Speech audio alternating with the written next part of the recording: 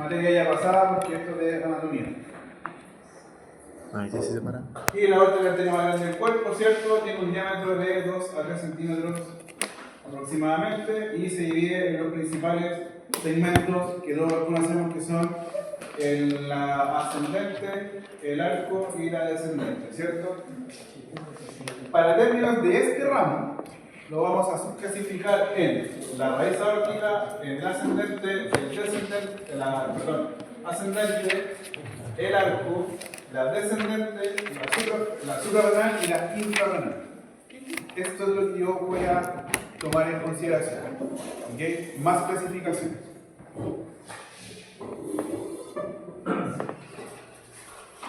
Y la aorta, como todas las arterias, se divide en la íntima, la media y la externa o la adventicia. Y la capa media es la más importante de la aorta porque es la que mecánicamente soporta la tensión. Hay que acordarse que la aorta es una arteria que es muy grande. ¿Y por qué la media es una de las capas más importantes? Porque es la que aguanta muchas veces que la patología más grande, como por ejemplo un hematoma intramural, una disección, no se rompa. ¿Okay? Si bien son arterias o capas que son muy finas, ustedes van a ver en la práctica cuando hagan escáner que muchas veces los pacientes que vienen con aneurisma o que vienen con una disección de la aorta, está todo el contenido en la capa íntima, o sea, perdón, en la media. ¿Okay? Va a haber tremendo huevo en la media y algunos pacientes ya comienzan a filtrar, porque cuando la media empieza a ceder es porque el aneurisma tiene una posibilidad de rotura alta, muy alta. Así que hacer con esta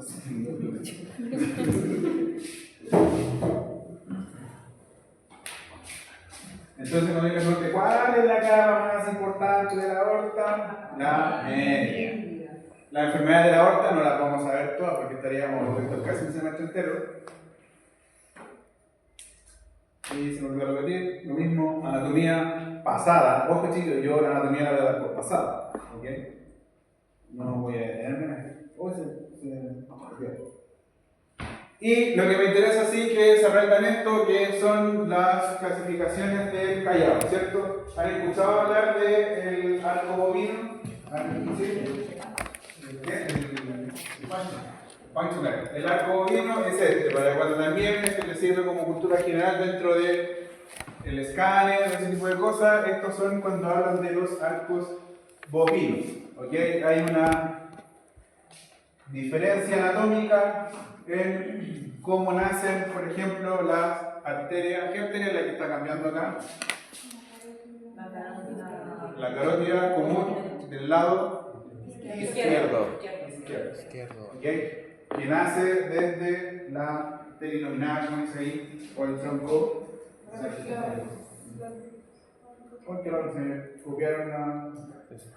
Lo que me interesa, esto es el síndrome aórtico agudo, que lo vimos, o lo vieron los chiquillos cuando vieron las endocarditis. El síndrome aórtico agudo es un conjunto de 3 patologías. Y esto, chiquillos, de ley aprendido, de ley. ¿Okay? No sé si lo preguntaron en el escáner, normalmente en el escáner lo preguntan, ¿no? No voy a seguir preguntando qué les preguntaron porque. ¿Ok? Y son 3, que son principalmente, bueno, si van internados, chiquillos, les paso el dato, si van a un internado en un lugar donde hacen angiotac de aorta, se los debiesen preguntar.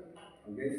¿Y por qué se lo pregunto? Porque yo de repente veo a los alumnos de la universidad que nos llegan con los colegas de escáner y los hacen papa con esto. ¿Okay? Se transforman automáticamente en puré de papa para poder, porque no saben. Todos ustedes ya lo tienen que saber. Son 3, el hematoma intramural, la disección aórtica y la úlcera penetrante. ¿Okay?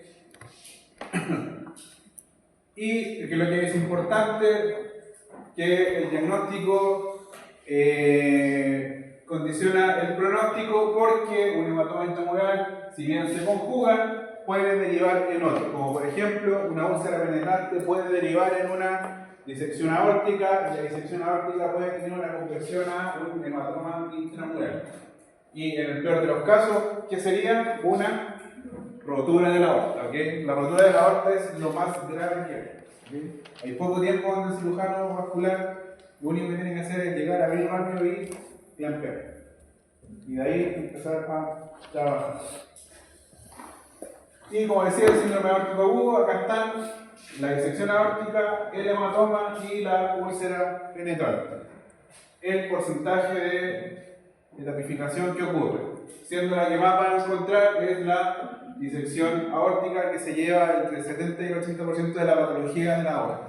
¿Ok? Como la úlcera penetrante no la vemos tanto, se la coloqué acá, ¿cierto? Porque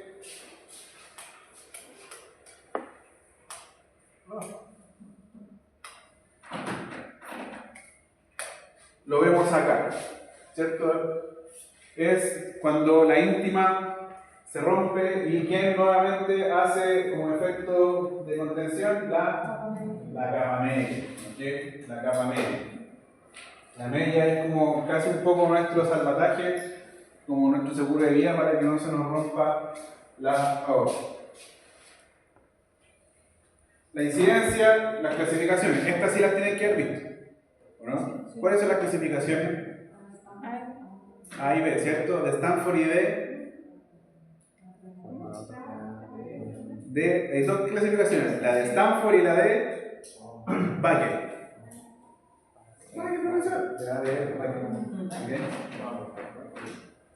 Y la de Stanford se divide en la tipo A y la tipo B, y acá vemos la incidencia, nuevamente las mujeres en la de tipo A, ¿cierto? Tienen mayor incidencia, y los hombres, y acá chiquillos, los hombres tienen un montón de disecciones. Aquí andan como más parejos. ¿Qué es la disección aórtica? Es el desgarro de la íntima. Esto ya lo vimos. La disección, chiquillos, es una disección aquí y en la quebrada de la Gil. Es una disección, tiene el mismo comportamiento en la aorta y en una coronaria o en cualquier arteria. No es porque sea la aorta tenga otro mecanismo. Lo que sí es importante es que muchas veces la aorta puede ser más larga, ¿por qué? O puede comprometer más vasos, ¿por qué?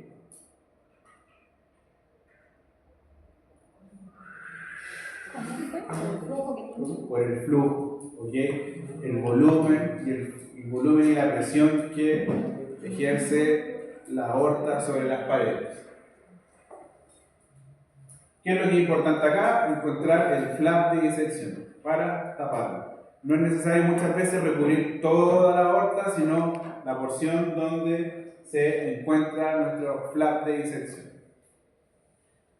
¿Y qué es cómo se puede producir? Como una degeneración quística, que esto es, vean acá, cómo se empieza a degenerar la pared y empieza a ocurrir la disección. La disección, chiquillos, está asociada en un casi 90% a pacientes con hipertensión. ¿Okay? La hipertensión, la calcificación y factores como drogas y el tabaco tienden a generar este tipo de cosas. Y aquí cuando vemos aortas muy clasificadas, vemos lo que conocemos nosotros como la aorta en porcelana. Si es que alguna vez han escuchado el término de la aorta en porcelana.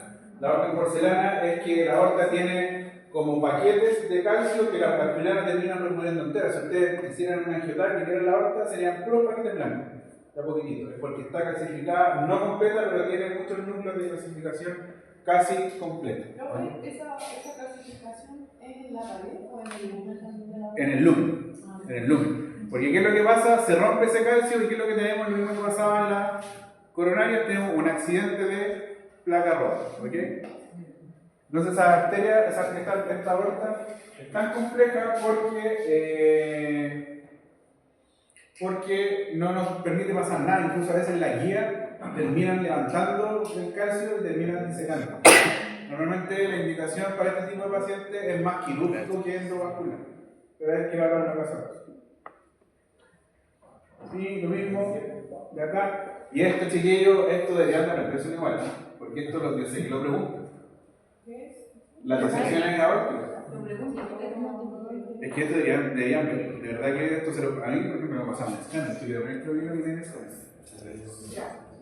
¿Por qué? Porque los que hagan escáner van a tener que saberse esa clasificación, o por lo menos los informes, y van a ver que la disección aórtica hasta el año 2023, no, perdón, 2022, era esta. Hoy por hoy la clasificación cambió, pero esta es la básica, ¿ok? La clasificación de Stanford tipo A y tipo B, y la tipo 1, tipo 2 y tipo 3 de Bayer. Actualmente la más usada es la de Stanford, ¿ok? ¿Entienden cuál es el concepto de la tipo 1 versus la tipo 2, cierto? Que la disección o el flat de disección se genera ¿en qué zona? En la aorta ascendente, no importando la extensión que ésta tenga. ¿Dónde está el flat? En la aorta ascendente.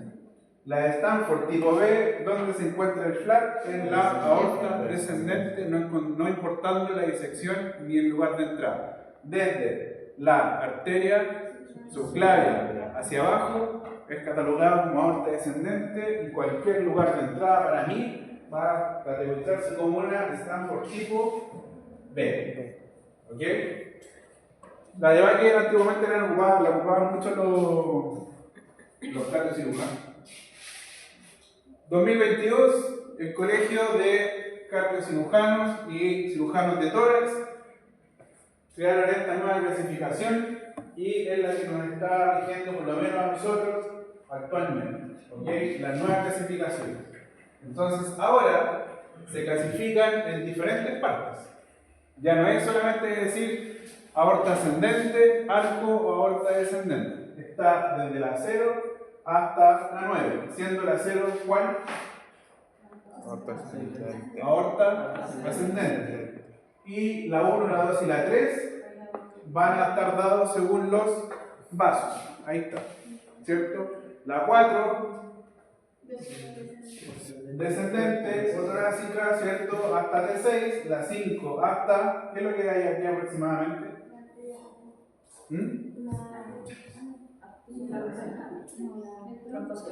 Hasta el tronco celiaco. La 6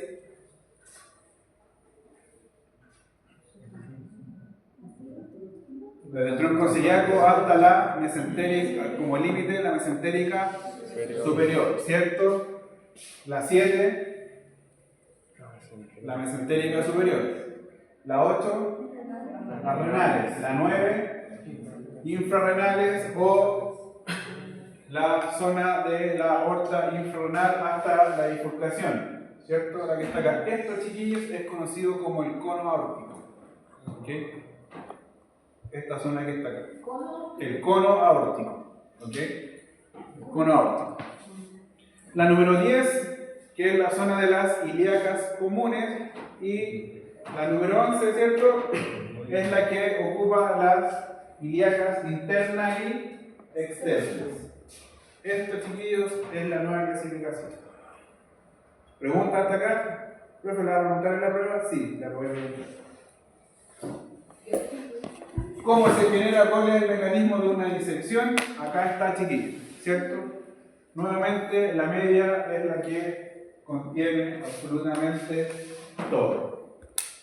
Estas son las disecciones aórticas. Las van a ver muchas veces, y yo creo que esta imagen la han visto, ¿cierto?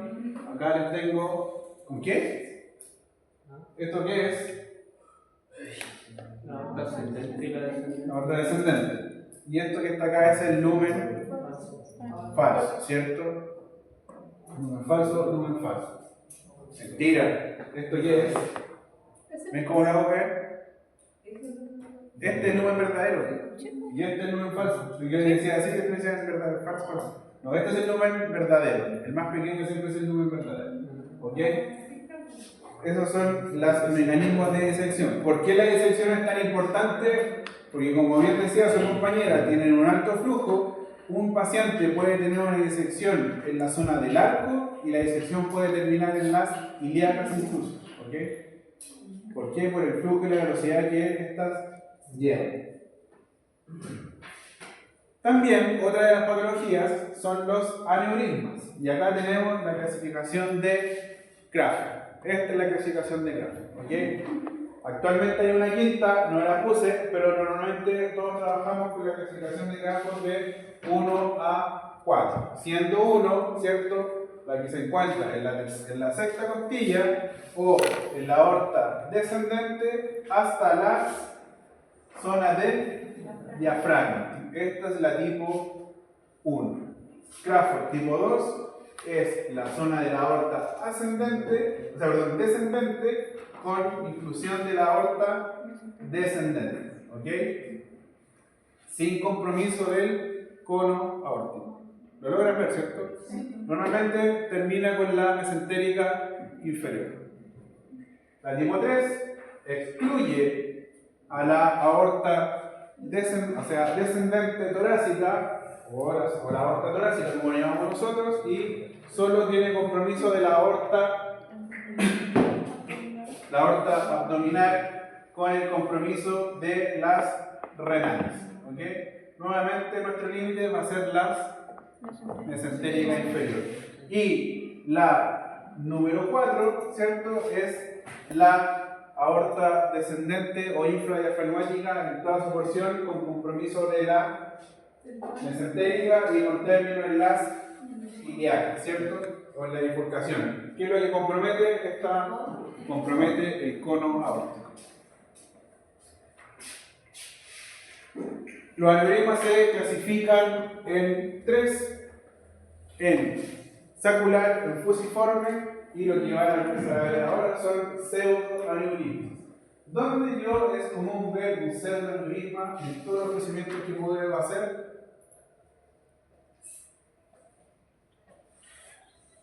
¿No? Yo estoy haciendo un procedimiento y después voy a saber que me duele, se manejo, pseudoaneurisma. ¿Qué es lo que puede pasar?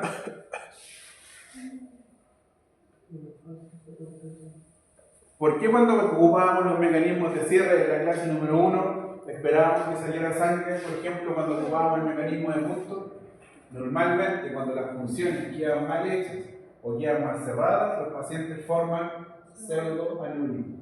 ¿Okay? No aneurismas completos, sino pseudoaneurismas. Y el aneurisma verdadero o aneurisma es cuando tiene un compromiso de las 3 capas. ¿Okay? Entonces, ahí tengo el sacular y el fusiforme. ¿Cómo se clasifica un aneurisma, chiquillos? ¿Cuál es la clasificación? La definición de un aneurisma. Dilatación de las capas. ¿Hasta cuánto o por cuánto? Más de 1 por 1.5. 1.5 veces. Ese es el normal. 5 veces. ¿Okay? Dicho esto, si uno tiene, por ejemplo, una zona, vamos a suponer que la aorta mide 2 milímetros, que es el estándar, 2,5, bajar los milímetros. Si esa zona mide 4 milímetros, ¿eso es un aneurisma o es una dilatación aórtica? Una dilatación aórtica, ¿cierto? No es un aneurisma. Si el aneurisma mide en una misma arteria de 2.5, mide 5, ¿es un aneurisma pequeño, grande o gigante? Pequeño, están catalogados como pequeños aneurismas. Hay que entender, chiquillos, que la mayoría de las veces y el 90% de las veces en la aorta, ¿qué tipo de aneurisma vamos a tener? Fusiforme, ¿cierto? Muy pocas veces vamos a tener aneurismas saculares. Muy pocas veces. Normalmente los aneurismas saculares están dados por traumas, ¿ok? Impactos de bala, etcétera, etcétera, etcétera.